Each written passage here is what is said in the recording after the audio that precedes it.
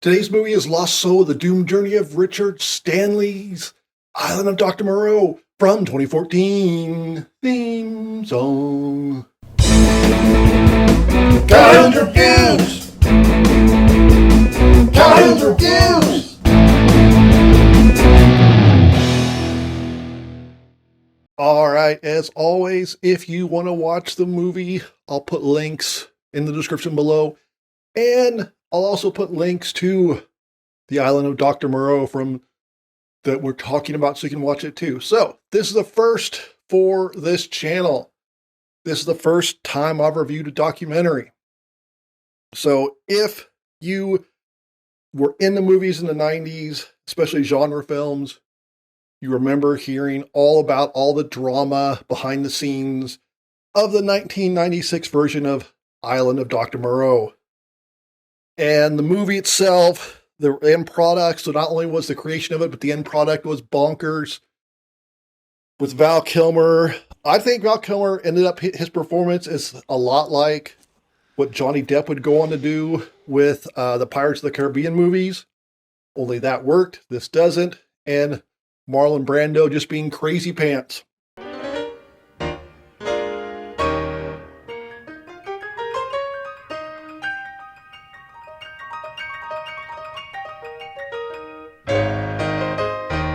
And it's been parodied a lot by South Park, but also the Austin Powers movies with Mini-Me. What if God was one of us? Just a slob like one of us. So this documentary goes in broadly in what happened to make this film.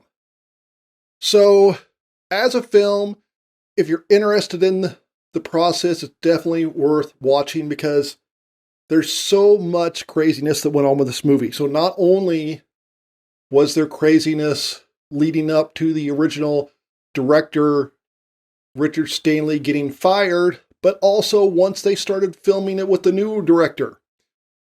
I would like to see more though, but there's just so much in here. Actors dropping out before filming even started. Director getting fired, Marlon Brando's daughter committing suicide, and just general craziness on the set. But like I said, I would have liked to have heard more about this movie. So, Island of Dr. Moreau, if you're not familiar with it, it's the story, H.G. Wells, a guy goes out on the island and he makes human-animal hybrids. And so, this guy, Richard Stanley, he'd made a couple movies before this. Hardware was one that got a lot of buzz. I've never actually seen Hardware. All I really remember is that it got a lot of buzz, and then it ended up getting in a lawsuit for plagiarizing a story from, I believe, 2000 AD. The comic book, I'm not sure. But, so him coming into it, he had a lot of buzz. And honestly, he kind of got shafted. So the movie goes into saying how one thing led to another, and they got Marlon Brando involved, and because of that, lots of other actors wanted to get involved. But that meant that the budget for the movie kept going higher and higher. I would have liked to have heard from a few more people though, because they don't exactly specify what did he do to get fired after 3 or 4 days of filming. Yeah, the dude's crazy. He talks about, when I met with Brando, I paid this warlock to perform a spell so that Brando would like me. Knowing that the odds were stacked against me, I resorted to witchcraft. At that point in time, I was friendly with this warlock chappie in England, Dr. Edward James Featherstone, commonly known as Skip. So Skip had been shown to demonstrate his ability to fix things, to do invisible mending before. So I said, my God, Skip, you've got to help me. Okay, sure, dude. And they said he was very uncommunicative, but also he's like, I didn't have a car. I don't know how to drive. I'm from London. So he's kind of got a point there that maybe they were expecting him to show up, but he had no way to get there because he didn't have a car. So sure, sounds like he was just not prepared for this multi-million dollar production. But like they talk to the executives and they're like, yeah, we met together doing some preliminary shooting, and I just had a bad feeling. But what was the bad feeling? What about him made you have a bad feeling? And so they don't really go into that. And like I said, he kind of got screwed because they had actors dropping out and actors wanting to, like, I'll be in it, but I don't want to be on the set for this long, and other things like that. And the movie could have done with talking to more people. Now, sure, Brando's dead. Val Kilmer gets a lot of the blame for his ego trip. He's probably not going to talk too much about it. I did some research, and apparently he's like, no, I was cool, but who knows? And they do, but it seems like everybody that they talk to, besides the suits, actually like the director, the original director, Stanley. So it is kind of unclear.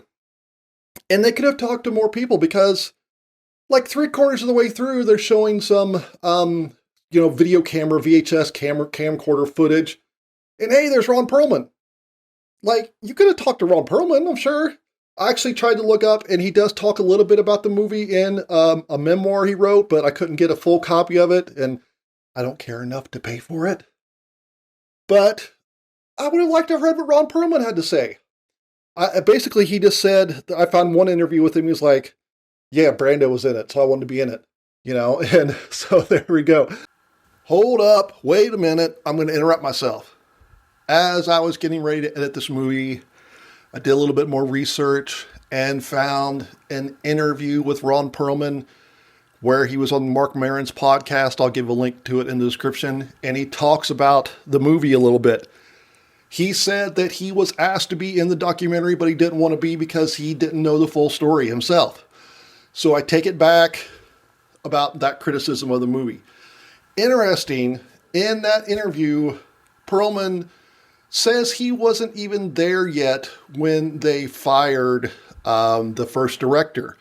He was getting ready to fly out to Australia where they filmed it. Then he got a phone call, hold up, we're not going to film it. Interview, the part, I'll link to the part where he talks about that. It's interesting to hear him talking about interacting with Marlon Brando, but also Ron Pearlman also says he likes the first director, Stanley. So he kind of gives the impression, he says they fired him because after 4 days, he was 4 days behind. So again, the mystery deepens. Why was the studio out to get him? I don't know. All right, back to our regularly scheduled program. It is, like I say, it's fascinating, but it's kind of light on specifics. So the thing is, though, Stanley gets fired like halfway through the documentary. So the replacement director came in, he only had a week, and nobody has anything good to say about him, except for like one of his assistants. And it's basically like, from what I gather, the director's like, he had been a big shot, but he kind of fallen from grace. And he's like, I'll do this, but you got to give me a 3-picture deal. And that's really the only reason he did it. And then it goes in talking about Marlon Brando on set. This is, how Marlon Brando was just basically totally uncooperative and he was throwing out crazy ideas. So that's where the mini-me idea came from Brando, apparently. They had found this person, the world's smallest person, and they wanted him just to be a character, a mole person or whatever. And Brando's like, this guy's awesome. I want him in every scene with me. So there's lots of shenanigans.